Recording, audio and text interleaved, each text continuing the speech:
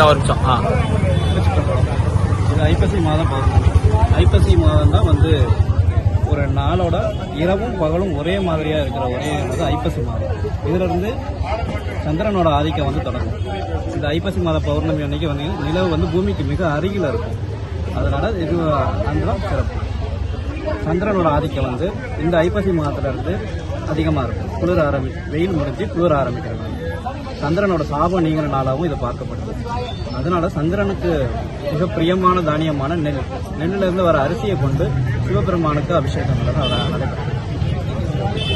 சந்திரனோட குறை தீர்ந்தனால அதை நம்மளும் அதே மாதிரி செஞ்சு அந்த அன்னாபிஷேகம் செய்யும் போது நம்மளுடைய பாவங்களும் விமோசனமாகி நல்ல முறையில் இருக்கலாம்ன்றதுக்காக தான் இந்த அன்னாபிஷேகம் ஐப்பசி மாத பௌர்ணமியில் நம்ம செய்யலாம். இந்த ஆலயத்தோட சிறப்பு என்னன்னா தாரகாசுரன் என்ற அசுரனுக்கு பயந்து தேவர்கள் வந்து தேவர்கள் வந்து இங்கே வழிபட முடியல. இப்போ பிரம்மாட்ட வந்து முறையிடுறாங்க, எங்களால் இங்கே வந்து வழிபட முடியல அப்படின்றபோது பிரம்மா அவங்களை வந்து எறும்பு வடிவில் மாற்றி இங்கே வந்து வழிபாடு செய்ய சொல்கிறாங்க. சாமி எண்ணெய் காப்பு சாத்தி வலுவழுப்பாக இருக்கிறனால அவர்களால் அந்த லிங்கத்து மேலே ஏறி அவர்களால் வழிபட முடியலை. அதனால சாமி கிட்ட தேவர்கள் வந்து வேண்டுறாங்க. அதனால தேவர்களோட வேண்டுதலுக்கு இணங்கி சாமி வந்து மண் புற்றா மாறி வடபுறமாக சாண்டிருக்காங்க. அதனால சாமி சுயம்புவா மண் புற்றா இருக்கிறனால சாமிக்கு அபிஷேகம் கிடையாது, ஆவுடையாருக்கு தான் அபிஷேகம். முக்கியமான நாளில் வந்து கவசம் சாத்தி சாமிக்கு அபிஷேகம் பண்ணுவாங்க. என் தாயார் வந்து நறுங்குழல் நாயகி. இங்கே வந்து அகத்தியர் வழிபட்டதான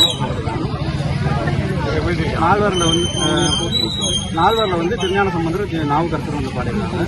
ஞானசம்பந்தர் பாடின பாடல் கிடைக்கல, நாவுக்கரசர் பாடின பாடல் கிடைச்சிருக்கு. விரும்பி இவர் விளையாடு நெஞ்சமே அப்படிங்கிற பாடல் பாடியிருக்காரு. அது திருக்குறுந்தொகையாகவும் அந்நிய செந்தமிழ் அறியேன் கவியேன் மாட்டேன் என்று தொடங்குற திரு தாண்டகத்தையும் அவர் பாடியிருக்காரு. திரு ஞானசம்பந்தர் பாடின பாடல் மட்டும் கிடைக்கல. 1500 வருஷம் பழமையான 1500 பெருமாள் இருக்கிறதே நம்ம ஒரு இடத்துல போய் குவியக்கூடாதுன்னு நாம வந்து இருக்கிற இடத்துலயே கடவுள் நமக்கு வரும்போது நம்ம இன்னொரு இடத்த தேடி போக வேண்டிய அவசியம் இல்லை. திருவண்ணாமலை எல்லா மலையை சுற்றுறது நல்லதுதான். இந்த பௌர்ணமி நாள்லாம் கிரிவலம் போகிறது நல்லது. அது நம்ம வீட்டுக்கு அருகிலேயே நமக்கு ஒரு இந்த மலை கிடைக்கும் போது அது திருவண்ணாமலையில தான் சுற்றணும், அங்கே சுற்றினா தான் பலன் அப்படிங்கிறது வந்து ஜோசியம் பலனை எதிர்பார்த்து போகிறது. பக்தியாக எதிர்க்கவங்களுக்கு எங்கே இருந்தாலும் அது திருவண்ணாமலை தான், எங்கே இருந்தாலும் அது ஈசன் தான். பக்தியை நேடி பக்தர்களா அடியார்களாக வரவங்களுக்கு எங்கே வேணாலும் சுற்றலாம், எங்கே வேணாலும் கிரிவலம் போகலாம்.